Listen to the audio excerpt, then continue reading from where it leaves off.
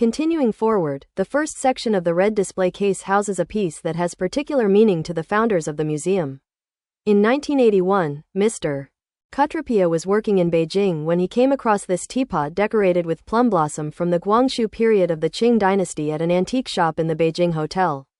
Captivated by its patterns and colors, he purchased it, marking his first acquisition in China and earning later the nickname, the foreigner who buys teapots, among local antique dealers.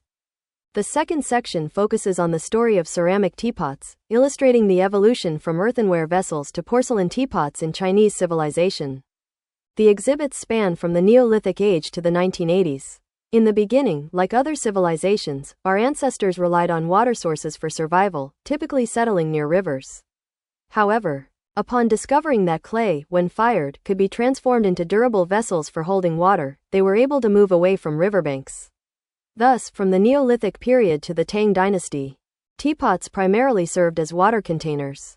By the Tang dynasty, teapot designs had flourished, incorporating various shapes, such as the one resembling two dragons drinking water. During the Yuan dynasty, China adopted the blue and white glaze, which was already in use in the Islamic world, after the cobalt pigment for the blue began to be imported from Persia.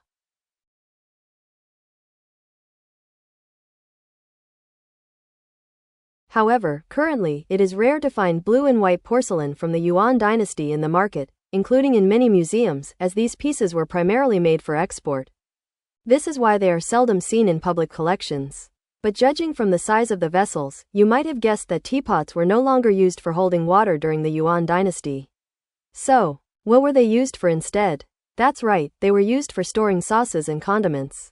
Then, during the Ming dynasty, the emperors found the process of cutting tea cakes too cumbersome when preparing tea. As a result, they considered replacing tea cakes with loose leaf tea. And teapots gradually evolved into the tea brewing vessels we are familiar with today. By 1966, the emergence of the Cultural Revolution was a very special decade in which political slogans penetrated every aspect of life. What we saw was a teapot with the agricultural mechanization slogan written on it. Our founders also collected a lot of Cultural Revolution porcelain.